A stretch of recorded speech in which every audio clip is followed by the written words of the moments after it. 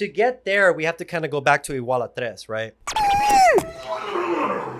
¿Qué tal mi familia? It was great. Honestly, it's some of the best times of my life. What's going to happen? I mean, are you going to answer the messages or? Pedro is notorious for his ambition. And the next thing you know, put your hands up, put your hands up. This is all I went through to make this dumb 8-minute short film, you know? John Flynn. Welcome to Brandventures, and get ready for an exciting adventure into the world of brand innovation on the Brandventures podcast. GP5, production for adventurous brands. Hey guys, welcome to the Brandventures, the show that's going to take you into the world of adventurous brands. I'm your host, Gustavo, and today we are at Pedro Flores' house. Pedro went viral in 2007 with Kings of MySpace, and since then, he's collected well over 1 billion views across his social media platforms and with his content. And he's here to tell us all about Rogueship Media. And welcome to the Brandventures, Pedro. Hey, thank you for having me. Thank you for having me, man. Appreciate it. What's up, everybody? Oh my God, if you guys don't remember or you were alive at the time, Pedro went viral with his Kings of MySpace video. Can you tell me a little bit about that experience? Sure, it was a long time ago, but yeah. This was, I don't know if you guys remember MySpace, if you guys remember Tom from MySpace, right? At the time, I was actually working for Azteca America. I was doing novelas, and I hated it, man. I hated it. So I was like, you know what? I need to do something that would have a potential to go viral. MySpace was huge at the time, so I decided, me and my friends said, let's do like a rap, like a MySpace rap, you know? And we did like a high production music video for it with crazy special effects at the time. And at first it didn't hit. Like we put it out in like the first like 2-3 weeks, nobody really cared. But then MySpace shut down. There's like a day where it shut down.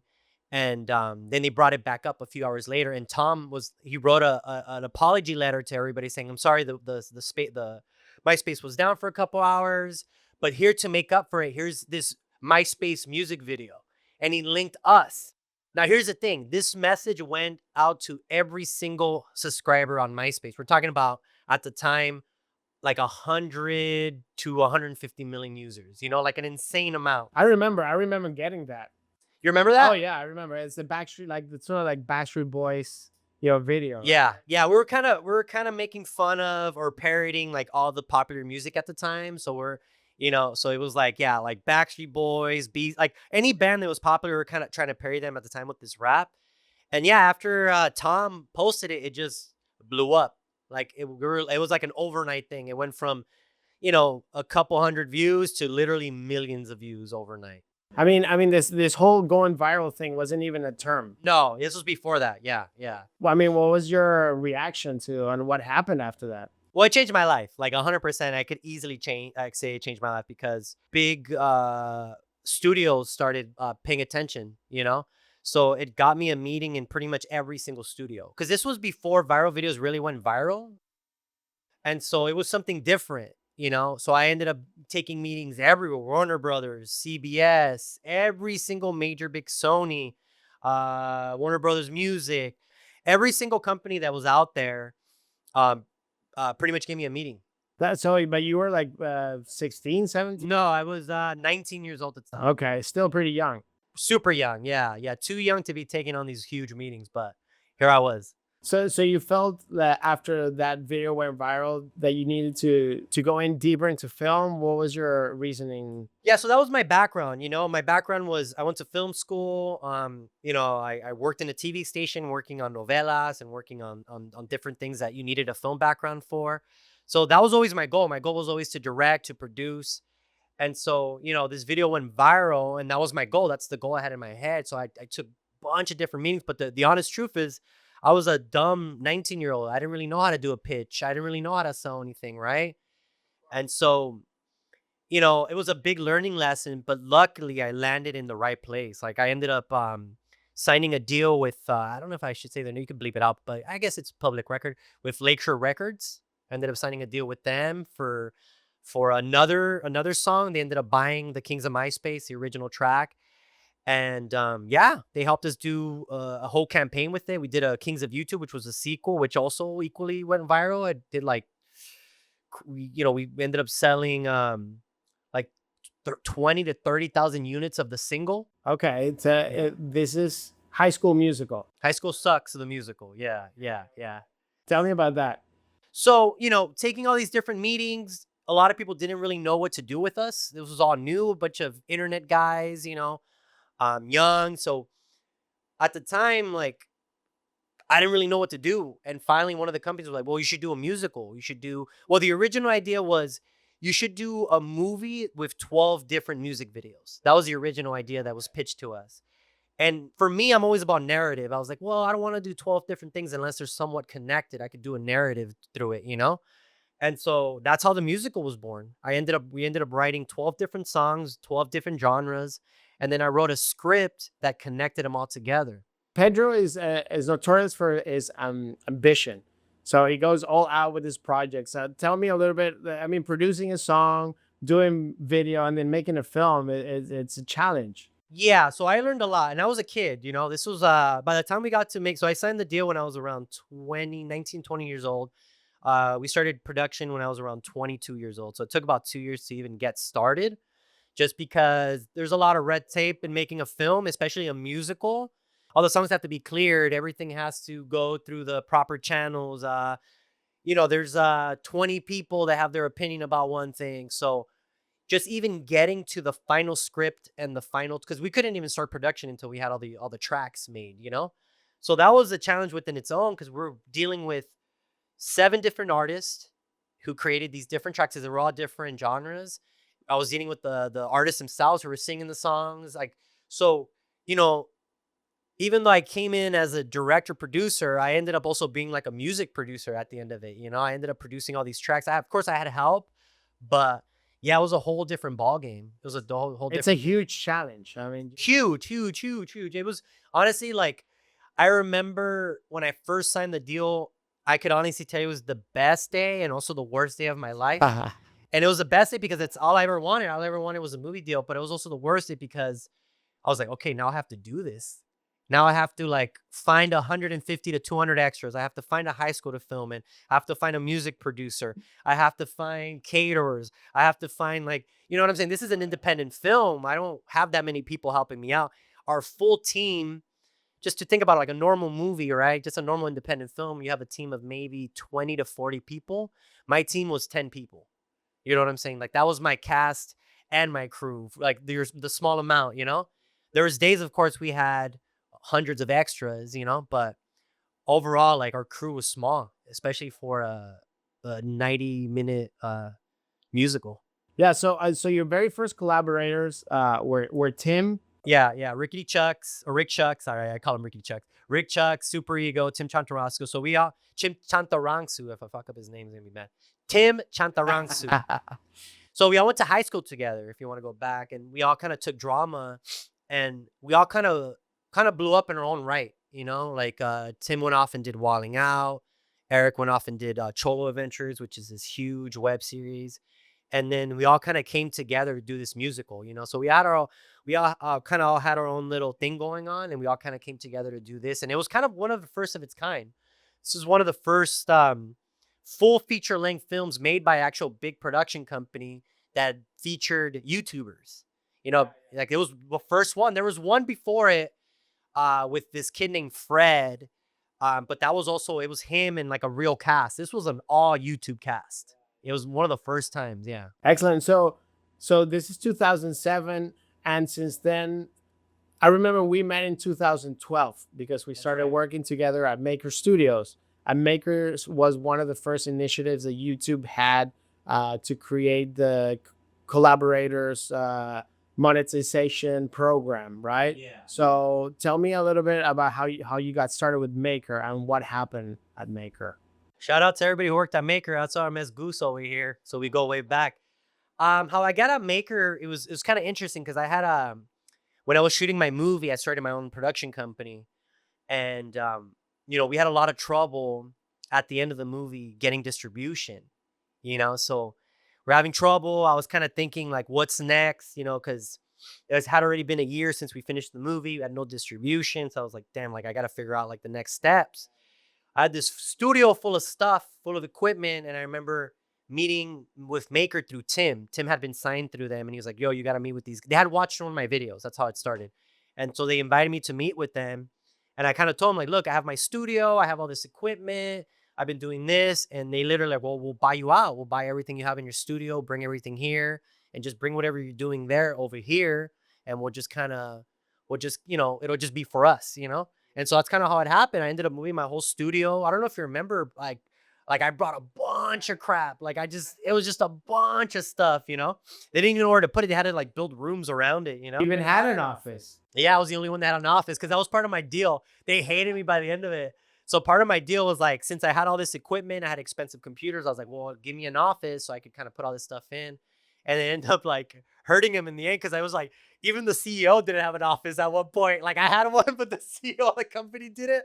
I was like, I'm sorry, it was in the contract. It was all open floor plan. It's like creative, but it was insane because people were walking around with costumes and moving cameras from here to here and lights, and you could hear epic rap battles of history going on while you're trying to edit another video. What was your feeling like in that era? I mean, you came from a big exciting moment. It was great. Honestly, some of the best times of my life, man. I the whole time I was there, I felt like this is not real. Like honestly, the whole time I just felt like, man, we were creating some of the best content. We were doing Powerhouse, which is this cartoon that we did with some great people.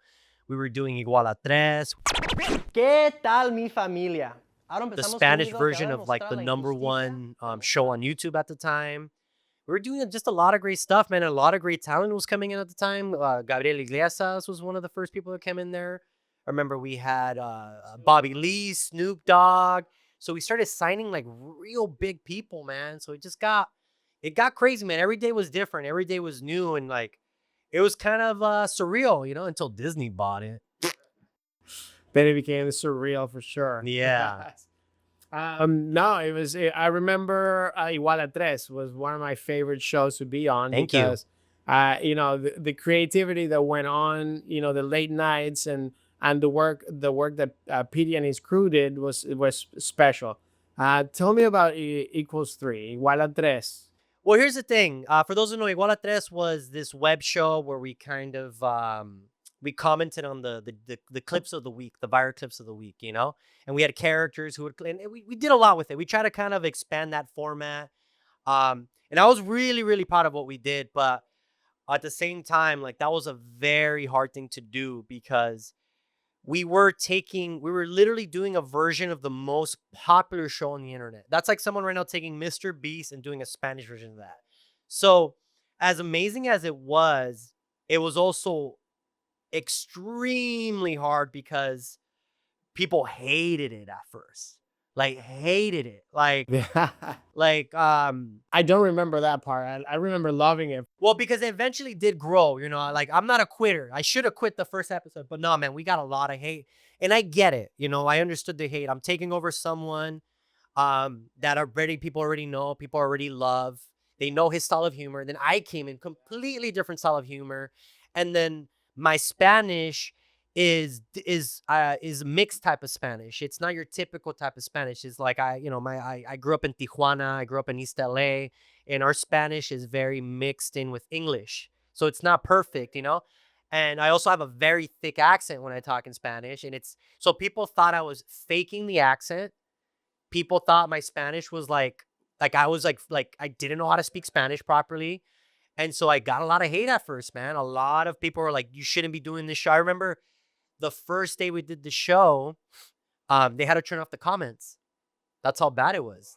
They turned off the comments. I mean, that's a great topic right there. I mean, people think sometimes that they're too short or they're too tall or their voice is too thin and these types of things actually create character. So in case of Pedro, for me and for people who watch the show and were part of the show, I think he was actually a selling point or a strong point. Yeah, thank you. Well, eventually... Can you do the intro? ¿Qué tal mi familia? Oh, my God. Yeah, it took a couple months, maybe like 4 months of just, pardon my French, eating shit, just bad comments, like, but to the point where Ray himself stopped promoting the show. That's how bad it got. That's how bad. Like, he was supposed to promote the show every episode, and he saw the hate, and he was like, "Nope, not gonna be part of that," you know? And yeah, man, I think it was unfair. I think it was unjust, because eventually people ended up loving the show. Like people from Mexico, people from here, to the point where I did the last episode maybe 15 years ago, and people still bring it up to this day, every day. Where's Igualatres? When are you gonna make new episodes? So, I felt like I turned it around, but it was definitely first tough couple months doing that show, like for reals. Like I just knew I had a good product. I knew we were doing a good job. I knew, you know, the people that did like it really liked it. So I just kind of kept going, kept going, kept going. Which one was your favorite episode? Man, there's too many, man. There's too many. I really like the episodes where we had a guest on. Um, From Mijito Lex. Mijito Lex was a good one. That's probably one of my favorite ones.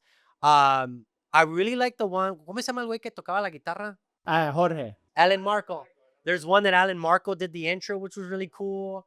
So I don't know, man. I really enjoyed myself making that show, and like you were saying, like we would stay up all night, like that show. We started in the morning, start writing in the morning. It's a couple hours to write it. We would take a break, start filming around 6 o'clock, and then we'd be done like at midnight. So it was like an all night thing. And I learned a lesson. It's like you can't rush art, right? You need to make it when it's ready to. To a certain extent, right? If you want to, sometimes like it's nice to kind of linger in it, like because you get more ideas that way. Like with Iguala Tres, it gave us ourselves like, oh, we should try this. Oh, we should try this. And so we're at Maker, we had so much costumes and like, oh, we should try that costume, So little things like that, having that extra time definitely like helped the show. Yeah. Just so you get a little bit of context, my role, for example, at Maker was to shooter and editor of hundreds of channels, different channels. They're all different. Pedro was comedy, Mijito Lex as well. And we had musicians like Jorge Narvaez and Alan Marco. And then we had, pranksters. And they had studio people that made music. So it was a lot of different crowds mixed in at the same time. And they had fashion vertical, Everything. mom's vertical. So it was Cartoons, they had animation. it was like an explosion, like an experiment. Yeah. They ended up getting bought by Disney for a ton of money. I mean, the interesting thing at Maker is it consolidated the YouTuber as a income earner and a career path that you could pursue. Yeah. I mean, it really set the precedent for everything that just came after that. Yeah. And now you have personalities and you have businesses and everybody's trying to get in on it. And the fact is that YouTube can hold all these type of things at the same time. What do you think about the platform, how it's grown, what it is now versus what it was then? I think back then was a lot easier to pop off, to get noticed, I think nowadays the YouTube algorithm is just going to show you what you want, not something new. So I feel like it's much harder to break into YouTube. Like YouTube is extremely difficult nowadays. When back then they had so many options to break out. They used to have this thing where they would feature people on the front page. They would have another thing where they would put you part of a playlist. And so now I feel like it's almost impossible for a new creator to get huge on YouTube. Like that's not the platform. That's the platform to send people from other platforms. But yo, YouTube, fix your shit, man, because you're not helping nobody, man. Like honestly, they're a platform where I think most people have a hard time growing. If you're already big on YouTube, you're great. You're gonna keep growing. But you're new or you're an older channel like mine, good luck, man. Yeah, good luck. Can you give us 3 tips on what you should do if you start a channel nowadays? Don't start it on YouTube. Yeah, don't start it on YouTube. Start on TikTok. TikTok or Instagram. Yeah, honestly, TikTok or Instagram, that's the best way to get your stuff out there. Because their algorithms are pushing you to people who don't know you. They're pushing you to new people. Especially if you're a new channel, like not nowadays a channel with 0 subscribers has the same amount of opportunity as a channel that has 1 million subscribers to reach the same amount of people. And that's not the case on YouTube. It's only the case on TikTok or IG. So my advice is start on those platforms. Just don't stay on those platforms. So start on those platforms, especially TikTok, IG, blow it up from there. And then what you want is you want these people to watch your longer content. That's how these people remember you. That's how, and that's how you send them over to YouTube. But don't try to start off on YouTube. It's extremely difficult nowadays. Extremely. And the third one? Consistency. Wherever you do start, you do have to be consistent. Don't be afraid to post the same video twice. A lot of people like put one video once and it doesn't do well and they give up. Some of my most popular videos didn't do well the first time around. So that's curious. Yeah. So put it up again, change the title, re-edit it. Don't give up, because I've had so many videos. I can show you examples of when I first put it up, 1,000 views, 2,000 views. I changed something and then the video now has 20 million, 30 million views. I have plenty of examples of that. So just don't give up on it, We released a video in 2012 Yeah. that made your channel jump a little bit. It's called El Chapulín, Hijo de la Leyenda. Can you tell me about that video? Well, Goose was a part of it. Yeah. He was one of the DP cinematographers, did an amazing job. You did both, right? You did the first one and the second one? Yeah.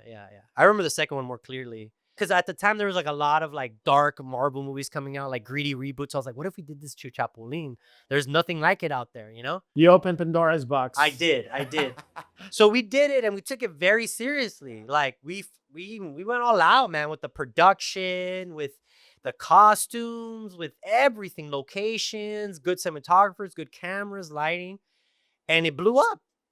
The first video we put it out and like it was beyond our expectations, It got huge in Brazil. Someone took it and redubbed it in Portuguese. So it got huge in Brazil, huge in Mexico, huge in Chile. So it was a crazy production. Then we had the days on the green screen, because there was a lot of scenes where my character's tiny. So all that was green screen. That was 2 days of production. So that's 4 days already, right? There was a day that we shot the news segment, the opening. That's 5 days of production. Then there was the underwater fight scene, which was one of the most difficult things I've ever shot in my life. For those who have not shot underwater, it is the hardest thing to do, not only for you, for your actors, for your equipment. Because here's the thing, if you're just going to go swim in a pool, that's easy breezy, right? But try sitting in a pool with a camera still for hours and hours and end. You can't do it in a regular pool. That's what we tried to do the first time. So we tried to film it in a regular pool. It didn't work. Our actors were freezing. We didn't have the right weights. Our actors kept going up. So we shot 2 days in a pool. None of it was usable. None of it. And then we ended up renting up a heated pool. And we ended up shooting in that pool for 3 days. And I ended up having to get scuba gear for everybody, weights for all the ninjas. And then we almost got shot. I don't think you were there for this one, but you almost got shot. We almost got arrested because we were shooting at my friend's, for one of the days, we were shooting at my friend's pool. She had a heated pool, but he didn't let the neighbors know that because we were out of town. So we go shoot, and no joke, man, they called a SWAT team on us. We're filming, we're just kind of getting some shots. We're only getting pickups. We see a helicopter overhead. We're like, what the hell? Okay. Get a shot of that helicopter. Yeah, like that's cool, right? And then out of nowhere, man, they like puts the lights on us, and they're like, what the hell? And the next thing you know, put your hands up, put your hands up. No way. The SWAT comes in with full guns, full gear. Like, we're just like, what the hell? So it turns out there had been robberies in that neighborhood, and they thought it was us. And so this is all I went through to make this dumb 8-minute, you know what I'm saying, short film, So we're talking about 10 to 12 days of production. And then after that, 6 months of post-production. Because we were doing explosions. The miniature, the hammer was all CGI. And this was 2012, 2013. You needed special computers to do this stuff. So we built a render farm to do the stuff that we needed to do the explosions. So, this was initially a $30,000 project. If we could talk about, budgets, that initially turned into a $50,000 project. Not counting my time, not counting the extra time that people ended up putting extra time outside of our work hours. So at the end of the day, it was an expensive project. It was extremely difficult. And so that's why we haven't made another one. Exactly. Yeah. So I ended up signing one of the biggest, it was a deal, which was 2 TV shows and a movie.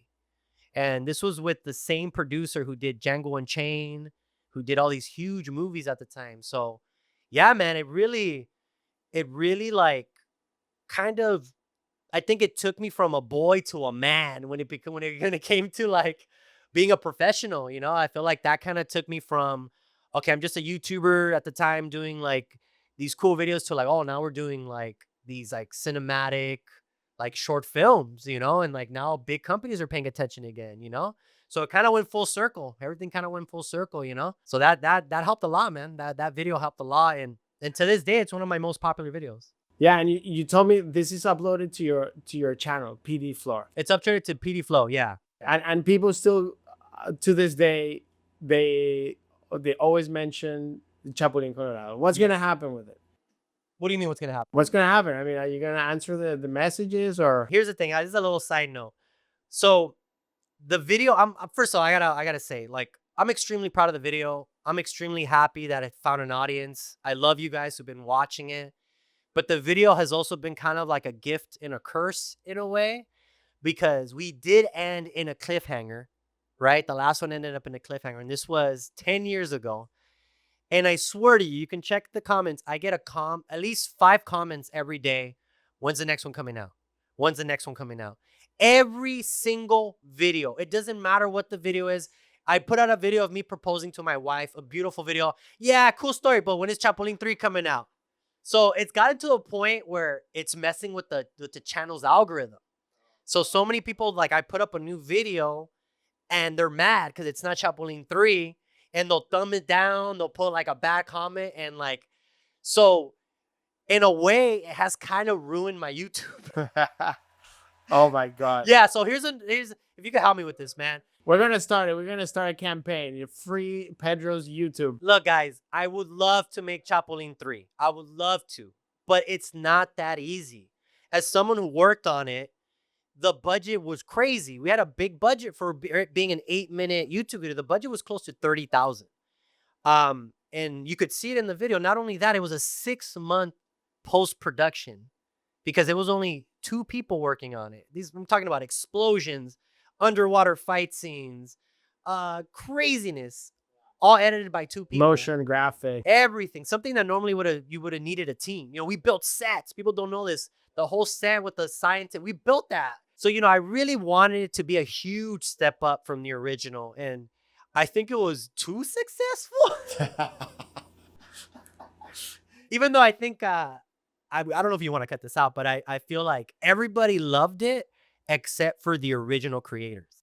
I don't think they liked Oh it. yeah. I don't think I the mean, origi- it's a big dispute now. They just released on Amazon El Chavo del Ocho story, like Yeah. the whole thing, and Yeah. it's caused so much chaos around the characters, La Chilindrina, Yeah. Kiko, and like because it was such a successful show. So the same thing happened to you. You sucked some of that success into you, and it's caused chaos a little bit. Yeah, so there was what I did with the character. The original character was like this wholesome character who didn't hurt nobody. But for me, I kind of wanted to bring it into the world of now. There's a lot of violence in Mexico. There's a lot of violence here. So I really wanted to bring it to the real world. I didn't want to desecrate on the original character. So I created the son of the original character. But it did get a lot of backlash. I don't know if you know this, way, but it was on all the TV stations, but it was negative. They didn't like, and people for it, people against it. I felt conflicted. Like, should I make another one? And I started writing a third one. Like, I had the idea, but it was just like, this budget's too big. Do I really want to make another one when the original creator, the son of the original creator, is not even in support of it? So I just kind of like, in my head, I was like, you know what? I'm super proud of this. I'm just going to let it go. I'm just going to kind of walk away from it, What I get a lot of comments on, and I get random calls, and by no means I'm an actor. I had the YouTube channel back before the Brandventures, probably 2 years ago, was the taco truck. Oh yeah, you're in that too. A split second in the background, and I'm just nodding. Did you do camera for that? Yeah, I did camera. Yeah. Yeah, it was you and the other Gus and then Art. Yeah, exactly. And people still comment. So tell me about the taco truck series. Well, What's happening with that? To get there, we have to kind of go back to Iguala right? So when I was doing Iguala I was getting a lot of hate because, well, for those who don't know, soy mexicano. I'm Mexican, but I don't look like your stereotypical Mexican, you know? And that was a lot of the hate that I got in Iguala People saying, "Oh, you're not a real Mexican. You're faking the accent." Um, and so, I took all that hate, man. I took all those comments and all that negativity, and I wrote a script just based on that and based on the stuff that happens in my real life. Like there'll be times in real life where I would be out at a taco shop or I'll be out at like a Mexican restaurant, and someone doesn't know that I'm Mexican and that I know Spanish, and they'll start talking smack in Spanish without me realizing. And so I took all that hate, I wrote a script, and literally it became the biggest video I've ever done, like by far. Like not even close to Chapulín. And it goes to show, man, when I finally started really talking about my own personal experience and only stuff that I go through, I was able to connect to a much, much larger audience. Because before that, I didn't really like to talk about my race or like to talk about being Mexican. Not because I'm ashamed, not at all. I'm super proud of who I am, right? But because I thought, no one's gonna relate. No one's gonna care. No one's gonna care that I'm a white Mexican, that nobody thinks that I'm Mexican. That's a great point because in order to be successful, you gotta embrace what makes you different, unique, and those are sometimes what you call your failures or Yeah. or the things that you don't do great. I remember in Juan Andres, you were asking me all the time about the Spanish, and so but that led you to the taco truck series, and now you've had at least 5 or 6 videos of those. 9. Nine. Nine. Yeah. Okay. And then it led you to deals with Gavilan restaurants and other things. Can you tell me a little bit more about, expanding those, you found something interesting and then brands noticed. For example, like with the taco truck stuff, a lot of these like companies that were selling already tacos or selling already stuff that fit within the video. So in the videos, we talk a lot about food. We talk a lot about Mexican cuisine. We talk about salsas. So I was able to take the popularity of those videos and in the topics that we talked about, and I was able to bring in other brands and be like, look, we're already talking about salsas. Look, we're already talking about this, and incorporate it in the video, and able to do ad campaigns within videos that were already popular without changing the format too much. It's like, so for example, right? The videos was about taco trucks. So we would bring in a taco truck, show off their brand, free advertising without really saying it's advertising, just link the channel. Remind me that we did another collaboration with a brand to promote a movie. Oh yeah, that was for Warner Brothers. That was Warner Brothers. The movie was Project X. Project X. That was so much fun to shoot. That was extremely hard as well and I give props to everybody because normally if you're going to shoot a party scene, right, you kind of hire actors and you make them stand around. This was a real party. We were trying to shoot an actual commercial while a real party and drunk people. And like, I remember we're shooting scenes and the security not knowing we're shooting scenes and trying to tackle my actors. Like, yeah, dude. Oh, no way. Yeah, there's like a scene where like we're running, like we had a fake security and like trying to tackle the fucking actor not knowing, like, hey, it's part of the movie. It's part of the thing. So, too realistic. We pulled it off. We pulled it off. Yeah, and then everybody ended up in the pool or something. Yeah. That was fun. Project X. Yeah. So what are kind of the things that brands can look for when they create these types of deals? You're not gonna have a comedian try to sell unless he's a you know what I'm saying? Go for a skateboarder. So I think like for me, right, my content already was talking about food, already was talking about salsas. So it was super easy to incorporate these brands into it. You know what I'm saying? And For me personally, what's I also have the production company. So even if it doesn't fit with my own brand, we can do something that fits with someone else's brand or something that is universal that can fit with everybody. But personally, when I take something that I'm gonna be promoting, I feel like it has to fit with what I'm already putting out there, with what my content already is, because you want traction. If I put out that something completely different, people are going to be confused by it. So I feel like if you're a brand, look for someone that the niche of your brand is close to whatever they're doing, whatever their niche is. Okay, and use something that already works. True. Yeah, for sure. Of course. Yeah. Okay, because if you try something new, it might not hit, and then you might get backlash. Yeah. So what I tend to do with new clients is I do a one-in-one. So I do, okay, let's do one that we know is going to work, that we know has been tested, this form, and then let's try something completely new. And that way, when we launch the campaign, one can help the other. Because you never know, that new one might actually hit. You never know what's going to hit, right? So I try to experiment with that every time, because I don't, especially with clients, I don't like just doing one type of thing. I feel like let's try different things. Let's try what works. But it definitely, yeah, you're right. It definitely it has to be a mix of things. Like a part of the channel, something new only if you're doing something that already has worked. Yeah. So what do you think could have been the Chapulin with the tools that are available now, like AI, for example? Like we've had this conversation for AI. As a filmmaker, I was terrified of it. Me, for example, aside from producing, I went to school for VFX. I went to school for editing, for post production. During COVID, I took a year class to catch up on VFX. And so as someone who studied it for years and now notices that stuff that I studied for years can now be done with the click of a button, it's kind of scary, you know?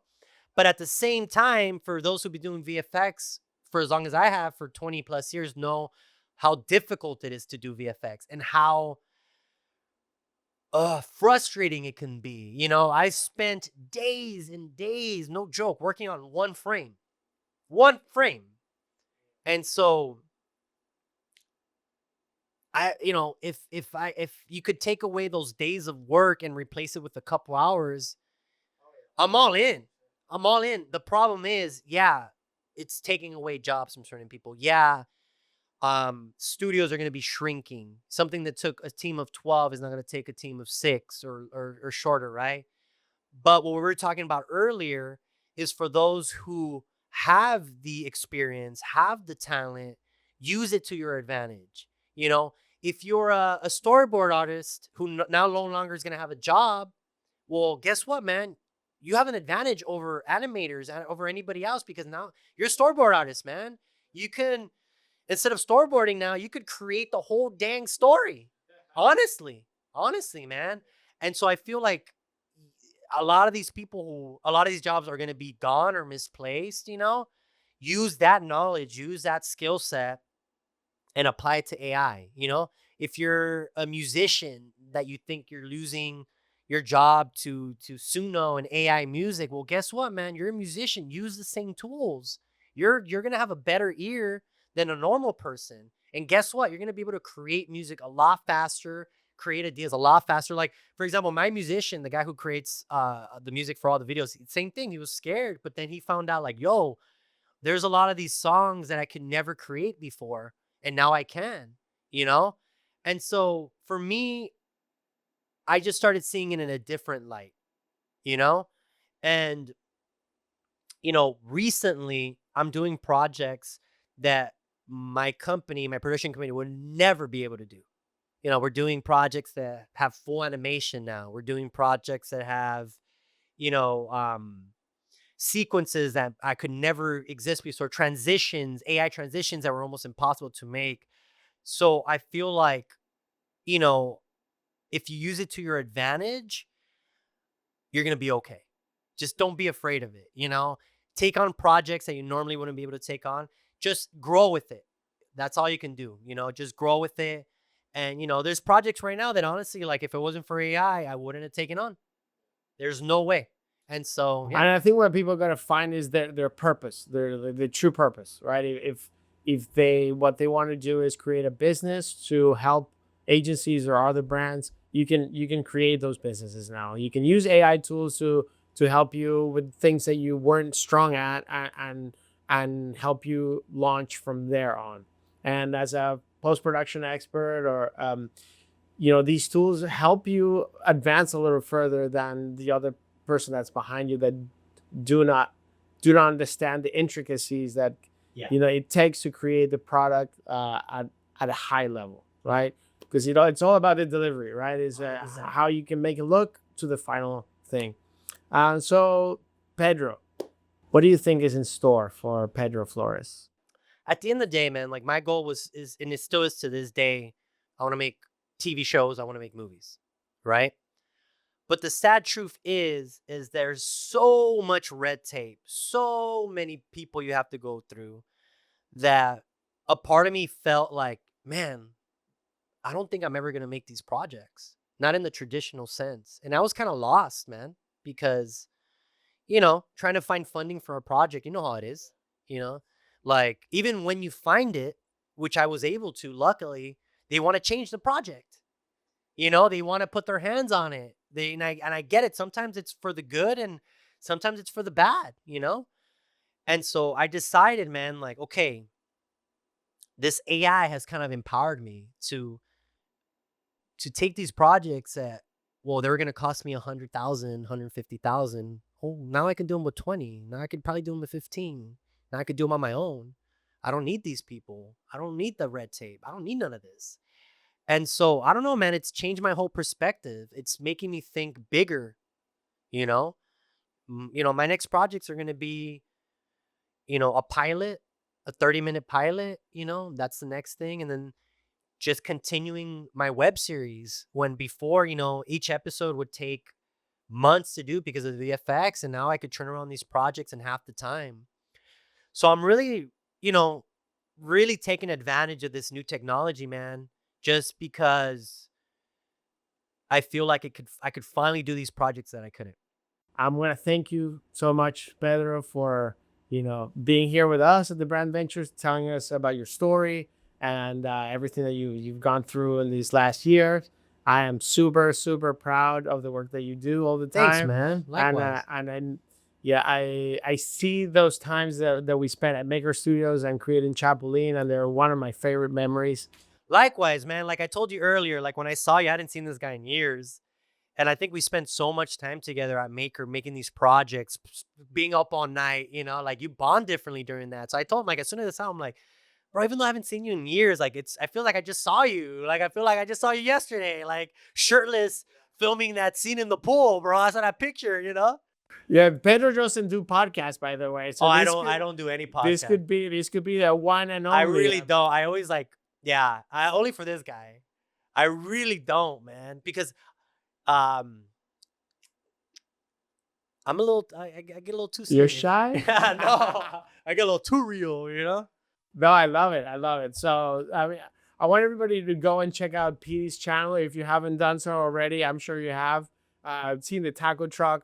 Go check out Chapulín 1 and 2.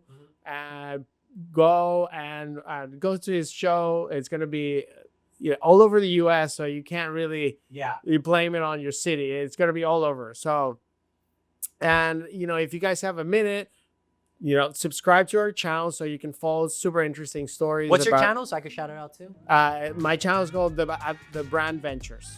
Guys, check out the Brandventures, all right? And then my stuff is at PD Flow or just Pedro D. Flores. That's all the time that we have for tonight. And thank you guys for watching. And we'll see you guys next time. Bye, bye, bye. GP5, production for adventurous brands.